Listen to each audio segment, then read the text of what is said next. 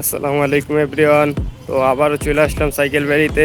তো কক্সবাজার যাওয়ার আগে অবশ্যই সার্ভিস দেওয়াটা খুব জরুরি আমাদের সাইকেলগুলো। সাইমন ভাই আর আমার সাইকেল দুইটা নিয়ে চলে আসলাম সাইকেল ভ্যালিতে। সাইমন ভাই তার হাবে নতুন করে পুরানো চেইন আর ক্যাসেট চেঞ্জ করে নতুন চেইন আর ক্যাসেট লাগাইতেছে।